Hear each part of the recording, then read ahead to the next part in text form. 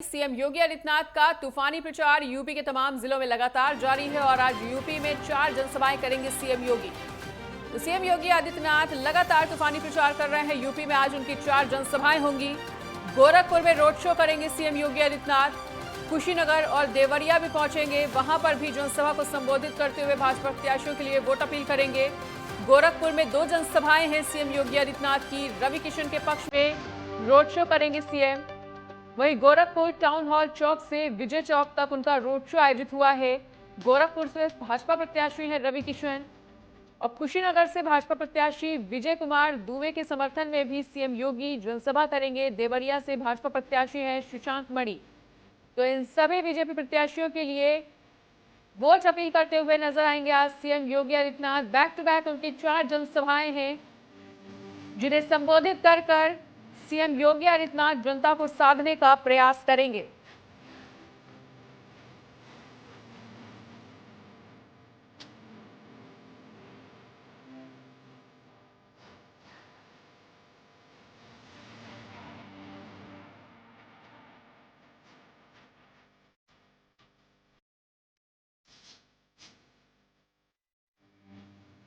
लगातार बड़ी खबर के साथ बने हुए हैं सीएम योगी आदित्यनाथ की आज बैक टू बैक 4 जनसभाएं हैं जिन्हें संबोधित करते हुए जनता को साधने का प्रयास करेंगे, भाजपा के लिए समर्थन जुटाएंगे। इसी बीच हमारे साथ अलग अलग जिलों से अलग अलग सहयोगी भी जुड़ चुके हैं। आपको बता दें कि UP state head Raghavendra Pratap Singh, Gorakhpur से हमारे साथ संकट मोचन, वहीं कुशीनगर से जुगनू शर्मा हमारे साथ जुड़ चुके हैं। सबसे पहले राघवेंद्र, आपके पास आते हुए आज back to back CM Yogi Adityanath की 4 जनसभाएं और इन जनसभाओं के माध्यम से जनता को साधने का प्रयास, क्या कुछ कहना चाहेंगे? बिल्कुल मनीषा, अगर बात हम कुशीनगर, देवरिया और गोरखपुर करें तो योगी आदित्यनाथ भारतीय जनता पार्टी का वो चेहरा है। जब भारतीय जनता पार्टी उत्तर प्रदेश में नगण्य से सीटें जीतती थी, उस समय भी योगी आदित्यनाथ के चलते पूर्वांचल की इन सीटों पे बीजेपी का दबदबा रहता था। या ये कहिए कि गोरखपुर, कुशीनगर, देवरिया में भारतीय जनता पार्टी को विधानसभा में भी, लोकसभा में भी सीटें मिलती रहती थी। हालांकि गोरखपुर का ये परिक्षेत्र योगी आदित्यनाथ की कर्मभूमि है, जहां के वो गोरखपीठाधीश्वर भी हैं, गोरखनाथ जो गोरखपुर में पीठ है। और इसके चलते वहां के गोरखपुर के मंडल के जितने भी गरीब वर्ग के थे, चाहे वो मुसलमान हो, हरिजन हो या ओबीसी की जो भी अन्य जातियां हो या केवट हो, वो निषाद हो, उनका जो भी पंचायतें होती थी वो ये कहा जा सकता है कि गोरखनाथ मंदिर परिसर में होती थी। अगर पुलिस थानों से, एसडीएम कोर्ट से उनको न्याय नहीं मिलता था, गोरखनाथ पीठ में योगी आदित्यनाथ के नेतृत्व में न्याय मिलता था और तमाम प्रकरण में उसको सुलझाने का काम, उसमें आपसी सामंजस्य के साथ रास्ता निकालकर न्याय दिलाने का काम योगी आदित्यनाथ द्वारा किया जाता था। जब वो बतौर सांसद हुआ करते थे, उस समय भी गोरखनाथ की उस धरती पे पंचायत लगाया करते थे, जनता दर्शन लगाया करते थे और 100-200 आम नागरिक प्रतिदिन उनसे मिला करते थे। गोरखपुर परिक्षेत्र का वो भूमि है जो योगी आदित्यनाथ के किले के रूप में जानी जाती है।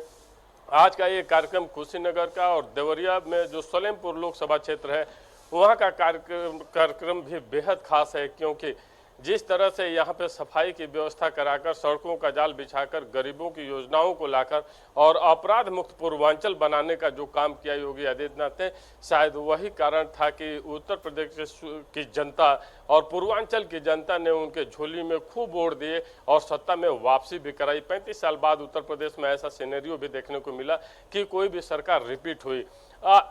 आज का जो ये कार्यक्रम, हालांकि कल राहुल गांधी और अखिलेश यादव भी कुशीनगर और देवरिया में एक साथ सार्वजनिक मंच साझा किए थे, अपनी रैलियां किए थे। ऐसे में योगी आदित्यनाथ का भी ये तीसरा चौथा दौरा है कुशीनगर और देवरिया का, बेहद खास हो जाता है क्योंकि अब 2 दिन बाद ठीक मतदान होने हैं। ऐसे में देखना होगा कि इस बार जो गरीब वर्ग है, जो जातियां हैं ओबीसी और एससी की, वो जातियों के आधार पर वोट देती हैं या विकास कार्य और सुरक्षा के नाम पर वोट देती हैं। वहीं शाम को मुख्यमंत्री योगी आदित्यनाथ का भी गोरखपुर में 2 कार्यक्रम लगा है, जिसमें गोरखपुर का जो गोलघर टाउन एरिया वाला बेल्ट है, वहां पे वो रवि किशन के समर्थन में रोड शो करते हुए दिखाई देंगे और गोरखपुर, कुशीनगर और देवरिया के मतदाताओं से भाजपा प्रत्याशी को जिताने की अपील करते हुए देखे जाएंगे। हालांकि सारे गठबंधन की बात कर लें या योगी आदित्यनाथ की बात कर लें, सबका अहम मुद्दा आरक्षण दिखाई दे रहा है,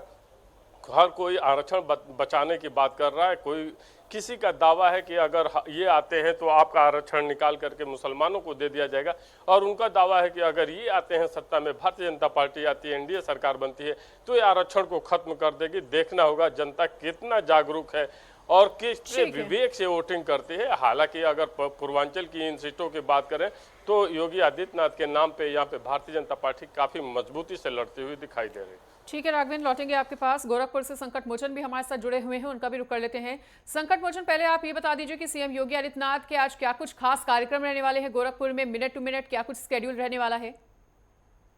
जी बिल्कुल बताना चाहेंगे मनीषा, जो है कि इस समय जो है कि उत्तर प्रदेश के मुख्यमंत्री योगी आदित्यनाथ गोरखनाथ मंदिर में बच्चों को जो है कि टॉफी और चॉकलेट खिलाए हैं। उसके साथ साथ जो है उनके पेरेंट्स से भी मिले हैं और साथ साथ बच्चियां जो छोटी थी उनसे भी पूछते हुए नजर आए हैं कि क्या आप स्कूल जाती हैं, नहीं जाती हैं। ऐसा नहीं है कि आज चुनाव है तभी ये कर रहे हैं, लेकिन आज जो है कि जब वो चुनाव नहीं रहता था तो भी जो बच्चों से मिलते थे, इनके बच्चे का एक बहुत लगाव होता था। इसके बाद अभी जाएंगे जो देवरिया में जनसभा करेंगे। उसके साथ साथ जो है कि 3 बजे के लगभग में यहाँ पे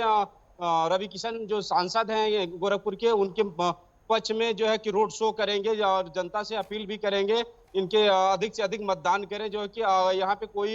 ये इनका गढ़ तो है ही है, लेकिन ये चाहते कि और मतलब यहाँ हम अधिक वोटों से जो है हमारा जो है कि ये सांसदीय सीट रहा है कि जो जीत हासिल करें। इसको लेकर के जो है कि गोलघर से लेकर के जो है टाउन हॉल तक ये सब पूरा जो है कि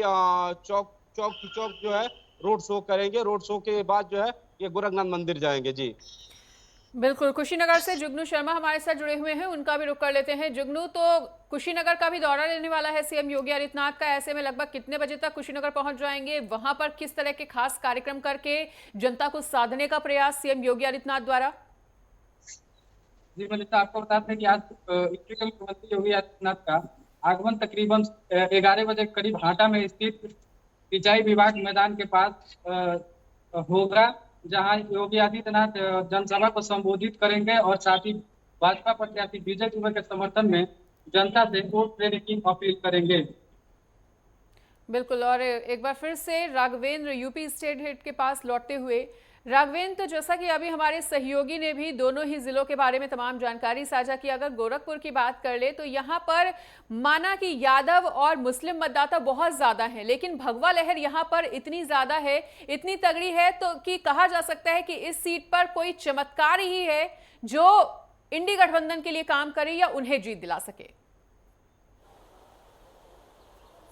मनीषा, गोरखपुर इलाके की बात कर लें, गोरखपुर लोकसभा क्षेत्र की बात कर लें तो यहाँ पे जनरल सामान्य मतदाता भी है, एसी ओबीसी की भी जातियां हैं, यादव मतदाता भी हैं, और जो केवट निषाद हैं उनकी संख्या बहुत ज्यादा है। खास करके हार जीत का जो गणित होता है वो केवट मतदाता तय करते हैं, क्योंकि और योगी आदित्यनाथ जब पहली बार सांसद बने 1998 में, तो उसके बाद इस नब्ज को पकड़ लिए थे और उन्होंने निषादों के नेताओं से संपर्क कर अपने साथ लेकर चलने का जो चक्रव्यूह रचा, उसके बाद से गठबंधन के लिए कोई रास्ते नहीं रह गए। चाहे समाजवादी पार्टी की बात कर ली जाए, बसपा की बात कर ली जाए या कांग्रेस की कर ली जाए। हालांकि उत्तर प्रदेश में कांग्रेस बहुत ज्यादा लड़ते हुए नहीं दिखाई देती है रायबरेली, अमेठी के अलावा कहीं, लेकिन अगर हम गोरखपुर की जब बात करते हैं तो जो निषाद मतदाता हैं वो ज्यादा उनकी भूमिका महत्वपूर्ण हो जाती है। और गोरखपुर की एक जो पहचान पूर्व समय में शिकागो से तुलना की जाती थी, यहाँ पे जिस तरह से सीरियल ब्लास्ट होते थे, अपराधियों माफियाओं का कब्जा हुआ करता था, जिस तरह से अपहरण की घटनाएं देखने को मिलती थी, ये योगी आदित्यनाथ जब वहां के पीठाधीश्वर बने और जब सांसद बनने लगे तो जिस तरह से एक एक करके काम इन्होंने किया, उसके बाद मुख्यमंत्री बनने के बाद जिस तरह से काम किया,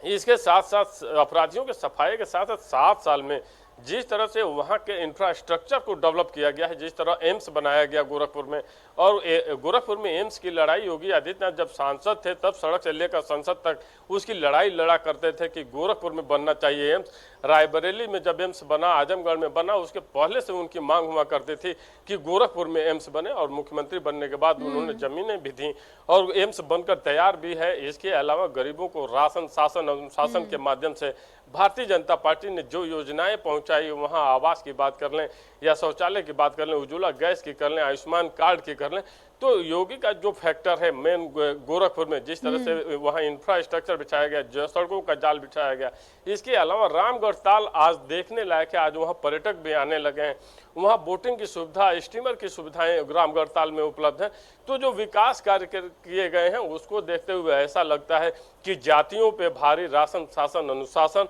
और माफियाओं से मुक्ति और महिला सुरक्षा को लेकर जिस तरह से काम किए गए हैं वो ज्यादा भारी दिखाई दे रहा है। ठीक है, सीएम योगी आदित्यनाथ की बैक टू बैक 4 जनसभाओं की लगातार वो जनसभाएं कर रहे हैं और आज भी उनकी 4 जनसभाएं हैं और जनसभाओं को संबोधित करते हुए वो जनता को साधने का प्रयास करेंगे। लगातार हमारे साथ हमारे 2 सहयोगी यूपी स्टेट हेड राघवेंद्र और कुशीनगर से जुगनू शर्मा हमारे साथ बने हुए हैं। तो जुगनू, आपके पास लौटते हुए अगर सियासी समीकरणों की बात करें तो इस बार यहाँ पर भाजपा की राह को किस तरह से आप देख पा रहे हैं? सियासी समीकरण और सियासी गणित क्या कुछ कहता हुआ कुशीनगर की सीट के लिए? तो बता दें कि ये कुशीनगर एक पर्यटक स्थल है जहाँ 2019 से लेकर 2000 तक विजय दुबे और 2019 से 14 से लेकर 2019 तक गुड्डू पांडे सांसद रहे हैं। और विजय दुबे की कार्यकाल की बात करें तो कुशीनगर में तमाम ऐसे विकास हुए हैं जिससे जनता काफी खुश है, जैसे कि मेडिकल बीआरडी मेडिसिन कॉलेज, कृषि विश्वविद्यालय और इंटरनेशनल एयरपोर्ट चालू करना और कई ऐसे ओवरब्रिज है जिसे कुशीनगर में लाया गया है और निर्माण कराया गया है। ठीक है राघवेंद्र, गोरखपुर की सीट की बात लगातार की जा रही थी। अगर कुशीनगर की बात की जाए तो माना भाजपा की इसे एक परंपरागत सीट के ही तरह माना जाता है, लेकिन फिर भी इस बार राजनीतिक पंडित ये कह रहे हैं कि हैट्रिक लगाना इतना भी ज्यादा आसान नहीं होने वाला है, क्योंकि कहीं ना कहीं इंडी गठबंधन के प्रत्याशियों ने सियासी गणित को बदलने का काम, सियासी समीकरणों को बदलने का काम यहां पर जरूर किया है। मनीषा, कहा जाता है कि दिल्ली का रास्ता उत्तर प्रदेश से होकर जाता है और उत्तर प्रदेश में जो सबसे बड़ी जीत दर्ज करता है वही दिल्ली के सिंहासन पर काबिज होता है। और इस जीत के लिए न तो कुशीनगर दूर है, न गोरखपुर और न महाराजगंज, न देवरिया। जिन भी सीटों की हम बात कर लें, अगर इंडी गठबंधन की बात कर लें, इंडिया गठबंधन जो समाजवादी पार्टी और कांग्रेस का है, मैं बताना चाहूंगा कि पूर्व समय में यहाँ पे लोकसभा के चुनाव में और विधानसभा के चुनाव में सपा बसपा, सपा कांग्रेस, सपा सुभाषपा, सपा आरएलडी, इन सारे दलों के यहाँ पे गठबंधन हो चुके हैं और उत्तर प्रदेश की जनता ने इस गठबंधन को नकार दिया था। अब बात करते हैं भारतीय जनता पार्टी का जो गठबंधन है। अगर निषाद पार्टी से गठबंधन होता है, सुभाषपा से होता है, अपना दल एस से होता है तो जनता उसे जिता देती है। ऐसा देखा गया है कि भारतीय जनता पार्टी जो गठबंधन करती है तो ये जो क्षेत्रीय दल हैं, चाहे हम निषाद पार्टी की बात करें तो गोरखपुर, मऊ, आजमगढ़, गाजीपुर, बलिया, चंदौली, ये वो इलाके हैं, ये लोकसभा की वो सीटें हैं जहां पे निषाद वर्ग का भी एक खास वोट वर्ग है। सुभाषपा का कुशवाहा बिंद की बात कर लें तो वो खास वोट बैंक है घोसी, गाजीपुर, मऊ में। इसके अलावा अनुप्रिया पटेल की बात कर लें अपना दलेस की तो उनका चंदौली में, राबर्ट्सगंज में, सोनभद्र में, मिर्जापुर में, प्रतापगढ़ में, कौशाम्बी में उनके खास वोट वर्ग हैं और भारतीय जनता पार्टी को उसका फायदा भी मिलता हुआ दिखाई दिया पिछले 2 चुनावों में, या इस बार भी फायदा मिलता हुआ दिखाई दे रहा है। जब हम बात करते हैं कुशीनगर, देवरिया और गोरखपुर, महाराजगंज, सिद्धार्थनगर, ये जो सीटें हैं लोकसभा की, तो पहले जब जातियों पे वोट पड़ते थे तो भारतीय जनता पार्टी के लिए खतरे की घंटी हुआ करते थे। लेकिन 2014 में जब नरेंद्र मोदी आए और एक गुजरात मॉडल उन्होंने दिखाया और देश की सत्ता पे जब वो काबिज हुए, उसके बाद से गरीबों की जिस तरह से योजनाएं चलाई, जनधन खाता खोलने की जिस तरह से बात हुई, कोरोना कालखंड में जिस तरह से काम हुए, और गोरखपुर परिक्षेत्र के लिए तो मैं बताना चाहूँगा जापानी बुखार इंसेफ्लाइटिस से जिस तरह वहाँ की गरीब जनता हर साल हजारों बच्चे काल कवलित हो जाते थे, मर जाते थे 6 महीने, साल भर, 1.5 साल की अवस्था में ही, उसको दूर करने का काम अगर किसी ने किया तो योगी आदित्यनाथ ने किया। सड़क से लेकर संसद तक की लड़ाई लड़ते हुए आज विश्व स्तरीय सुविधाओं से युक्त मुफ्त में इलाज उन गरीबों के बच्चों को दी जाती है जो जापानी इंसेफ्लाइटिस से पीड़ित होती हैं। और वो पीड़ित बच्चे कुशीनगर के भी सर्वाधिक होते हैं, देवरिया के होते हैं, महाराजगंज के होते हैं, सिद्धार्थनगर के होते हैं, गोरखपुर के होते हैं। आज गरीबों के जब बच्चे बचने लगे हैं, स्वास्थ्य सुविधाओं की जिस तरह से वहाँ पे इंफ्रास्ट्रक्चर का जाल बिछाया योगी आदित्यनाथ ने, इसके अलावा कुशीनगर बिहार से सटा हुआ इलाका है, वहाँ सड़कों का बहुत अभाव हुआ करता था, गड्ढों से लवरेज हुआ करती थी सड़कें। और अटल बिहारी वाजपेयी जब प्रधानमंत्री बने थे और जिस तरह से उन्होंने स्वर्णिम चतुर्भुज योजना लाई थी, आज मुजफ्फरपुर भी अगर किसी को जाना रहता है तो वो लखनऊ से निकले और गोरखपुर होते हुए, कुशीनगर होते हुए मुजफ्फरनगर चला जाता है। तो जिस तरह से सड़कों का जाल बिछाया गया, वहाँ पे एयरपोर्ट की कनेक्टिविटी दी गई, गरीबों को राशन दिए गए, इन सारी योजनाओं को देखते हुए ऐसा लगता है कि भारतीय जनता पार्टी का पर्दा बहुत भारी है। वो गोरखपुर में भी, कुशीनगर में भी, देवरिया में भी। हालांकि नतीजे क्या होंगे ये तो 4 जून को पता चलेगा, मतदाताओं का रुझान क्या है, वो पसंद किसे करते हैं। लेकिन सत्ता के खिलाफ इंटर इनकम्बेंसी का न होना और मोदी की लोकप्रियता में किसी का अभाव न होना, कोई कमी न आना, ये दिखाता है कि मोदी, और ये चुनाव मोदी बनाम राहुल गांधी ही दिखाई दे रहा है। और ऐसे में आम जनमानस जब चुनाव वोट देने जा रहा है चुनाव में, तो जैसा ग्राउंड रिपोर्ट हम लोगों को भी मिल रही है कि वो मोदी के प्रति आज भी वही आकर्षण बना हुआ है जनता में, मतदाताओं में, जो 2014 में था। और इसको देखते हुए कहा जा सकता है इंडिया गठबंधन हालांकि प्रयास तो कर रहा है, लेकिन सपा कांग्रेस का गठबंधन कितना कारगर होता है, कितना सही साबित होता है, कितना सफल होता है, ये तो 4 जून को पता चलेंगे। लेकिन कांग्रेस, राघवेंद्र, अभी जैसा कि आपने बताया कि योजनाओं से जो विकास हुआ है गोरखपुर की जनता का, उससे सभी संतुष्ट हैं और ऐसे में भाजपा की लहर भी वहां पर साफ तौर पर समझी जा सकती है। लेकिन एक जिक्र और भी किया कि यहां पर जो निषाद वोट बैंक है वो कहीं ना कहीं निर्णायक भूमिका में ही रहता है और ऐसे में सपा की तरफ से काजल निषाद को चुनावी मैदान में उतारना, क्या काजल निषाद किसी भी तरह की चुनौती देती हुई नजर आ रही है आपको? मनीषा, काजल निषाद पिछली बार भी चुनावी मैदान में थी और कल रवि किशन का हम लोग भाषण सुन रहे थे और उनका आरोप था हालांकि ये चुनावों में आती हैं और चंदा लेकर फिर फुर हो जाती हैं और 5 साल दिखाई नहीं देती हैं। काजल निषाद चुनाव लड़ रही हैं, वोट पाएंगे भी, इससे इनकार नहीं किया जा सकता है। लेकिन योगी आदित्यनाथ के नाम पे गोरखपुर में जो वोट पड़ने जा रहा है वो निषादों का भी ज्यादा से ज्यादा वोट भारतीय जनता पार्टी के पक्ष में पड़ने जा रहा है। और एक समीकरण और बताना चाहूंगा मनीषा गोरखपुर के लिए कि यहाँ पे ब्राह्मण मतदाताओं की भी संख्या बहुत ज्यादा है, वो भी जिताने हराने की भूमिका में होते हैं, निर्णायक वोटिंग उनकी भी होती है। और गोरखनाथ पीठ की वजह से, मंदिर की वजह से लगभग 50 से 60% ब्राह्मणों का वोट भी भारतीय जनता पार्टी की तरफ से जाता है। और आज वर्तमान सिनेरियो की बात कर लें तो ब्राह्मण मतदाता भी भारतीय जनता पार्टी की तरफ ही झुका हुआ दिखाई दे रहा है। तो एक तरह से सवर्णों का भी वोट और निषादों का वोट और गरीब वर्ग का वोट, चाहे हम ओबीसी की बात कर लें, एससी की बात करें, जिस तरह से वो सरकार के प्रति प्रो माइंडेड दिखाई दे रहे हैं, उससे ऐसा लगता है कि योगी के कार्य से और मोदी के कार्य से वो संतुष्ट हैं और जनता के बीच में कोई नाराजगी नहीं दिखाई दे रही। ऐसे में काजल निषाद चुनाव लड़ रही हैं, इसे इनकार नहीं है, अच्छे पोजीशन में लड़ रही हैं, लेकिन उस तरह का टक्कर देते हुए दिखाई नहीं दे रहे हैं कि ये कहा जाए कि वो जीत सकती हैं।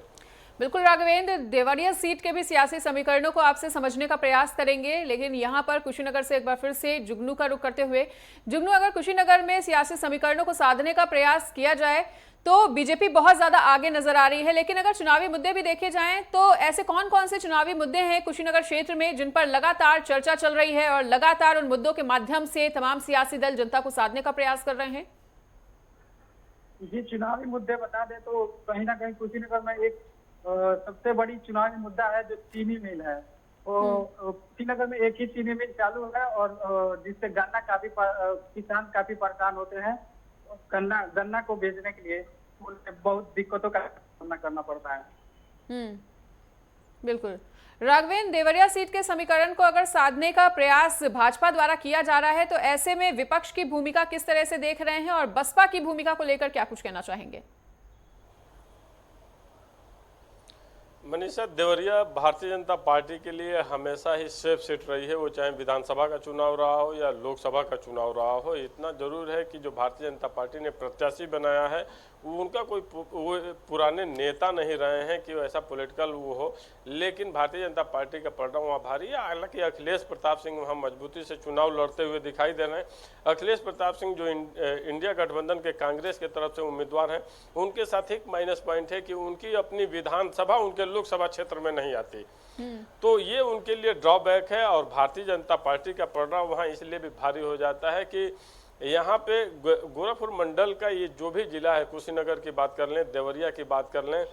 ये वो जिले हैं जहां पे योगी आदित्यनाथ का सिक्का चलता हुआ दिखाई दिया। हमेशा पूर्व समय में भी जब बीजेपी बहुत मजबूत स्थिति में चुनाव नहीं लड़ा करते थे उस समय भी, हालांकि जब तक जातियों पे वोट पड़ता था भारतीय जनता पार्टी के लिए बहुत बड़ी चुनौती होती थी, लेकिन जिस तरह से इन्होंने लाभार्थियों का एक वोट बैंक बनाया, उसके अलावा हिंदुत्व के लिए जिस तरह से काम किया, राम मंदिर का जिस तरह से निर्माण हुआ, इसको देखते हुए और राष्ट्रवाद की जो एक लहर पीएम मोदी ने चलाई, इसको देखते हुए भारतीय जनता पार्टी का पलड़ा